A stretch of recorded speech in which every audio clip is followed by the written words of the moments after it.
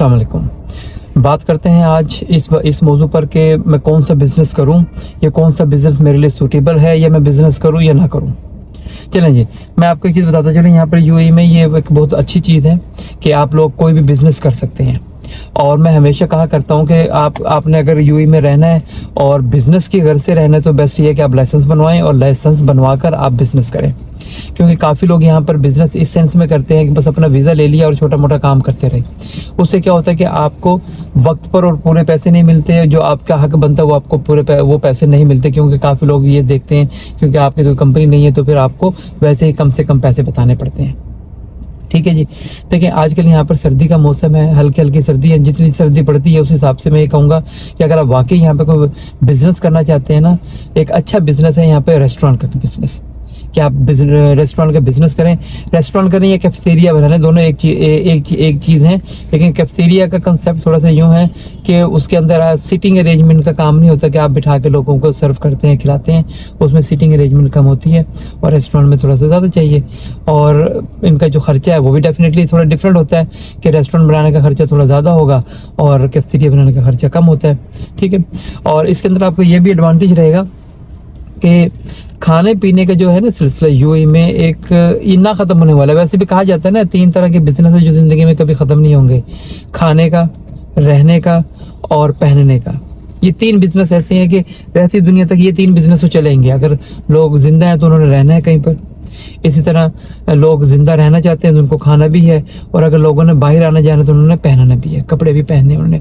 तो ये बड़ी इंपॉर्टेंट चीज़ है कि हम कौन सा बिजनेस करें। इन तीनों बिजनेस के बारे में यही कहा जाता है ना कि सारे बिजनेस खत्म हो जाएंगे, 3 बिजनेस खत्म नहीं होंगे जब तक इंसान इस दुनिया में रह रहे हैं। ठीक है जी।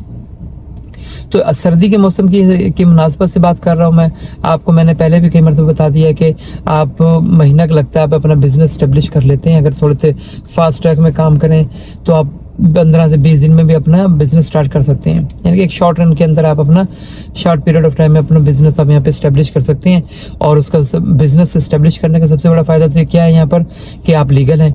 ठीक है, आपके पास लाइसेंस है, आप अपना वीज़ा, अपनी फैमिली का वीज़ा निकालते हैं, आप अपने जो आपके पास एम्प्लॉई काम करेंगे उनका वीज़ा निकाल सकते हैं, आपको किसी के आगे हाथ नहीं फैलाना पड़ता।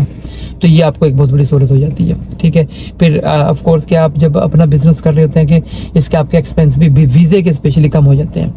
अब मैंने रेस्टोरेंट का बिज़नेस के बारे में क्यों कहा या कैफेटेरिया के बिज़नेस के बारे में आपको क्यों कहा, वो इसलिए कह रहा हूँ मैं आपको कि देखिए जब आप ये बिज़नेस स्टार्ट करते हैं ना, यहाँ पर एक खाने पीने का ट्रेंड यहाँ बहुत आम है कि लोग बाहर से बहुत ज़्यादा मंगवा कर खाते हैं। घरों में खाने पीने का ट्रेंड कम है, बैचलर लाइफ बहुत ज़्यादा है। ठीक है। मैं ये कहूँगा कि यहाँ पे काफ़ी लोग आते हैं। देखिए मैं शारजा मोइला में रहता हूँ। ये मोइला के अंदर आपको हर दूसरी बिल्डिंग के अंदर रेस्टोरेंट या कैफेटेरिया मिल जाएगा। लेकिन स्टिल भी अभी भी स्पेस है यहाँ पर इतनी कि रेस्टोरेंट और कैफेटेरिया की आप खोल लें फिर भी बिजनेस नाकाम नहीं होगा। और अगर आप दुबई में कहीं चले जाएंगे या किसी पॉश एरिया में जाएंगे तो ऑफकोर्स वहाँ पे आपको पैसा ज़्यादा लगाना है, फिर रिटर्न भी उतना ही होता है। कहा जाता है ना कि जितना ज़्यादा इन्वेस्टमेंट उतनी ज़्यादा उसका रिस्क भी होता है, लेकिन फिर रिटर्न भी उतना ही ज़्यादा होता है। ठीक है। ROI हमारी उतनी ही ज़्यादा होती है। काफ़ी लोग सेफ इन्वेस्टमेंट करना चाहते हैं कि रियल इस्टेट में लगाएं, लेकिन रियल इस्टेट में थोड़ा सा महंगा काम है। रियल इस्टेट में एक अपार्टमेंट अगर आपको खरीदना है बहुत मिनिमम भी अजमान वगैरह में 2-2.5 लाख का मिलता है। लेकिन अगर आपने कोई काम करना है तो 40-50 हज़ार में काम भी स्टार्ट हो जाता है। तो इसलिए रियल एस्टेट वाला काम तो हर किसी के बस की बात नहीं है कि वो इतना पैसा इन्वेस्ट करे। ठीक है। तो रेस्टोरेंट का सही है।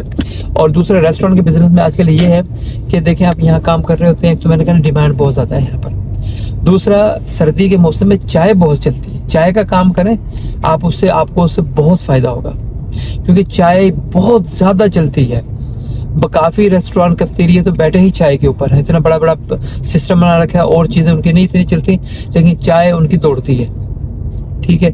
यहाँ पे कितने ही ऐसे रेस्टोरेंट हैं जो सिर्फ चाय की वजह से बैठे हैं, और चीज़ें वो कहते हैं बस बिक जाती हैं क्योंकि चाय से हमारा खर्चा पूरा हो जाता है। चाय में खर्चा नहीं है ना, चाय के अंदर क्या लगा 100 दिरहम लगते होंगे, लगते हैं मैक्सिमम, और 500-700-800 कमा लेते हैं उसमें।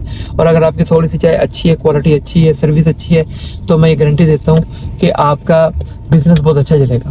क्योंकि लोग क्वालिटी पर और टेस्ट पर मरते हैं और सर्विस पर, सर्विस तो उसमें बहुत ज़्यादा उस तरह काउंट होती है। अगर आप अपने ये सारी की सारी चीज़ें इसी तरह करेंगे तो आपका बिजनेस यहाँ पर बहुत अच्छा चल सकता है और उससे एक अच्छा और बाइज़्ज़त रोज़गार हासिल कर सकते हैं।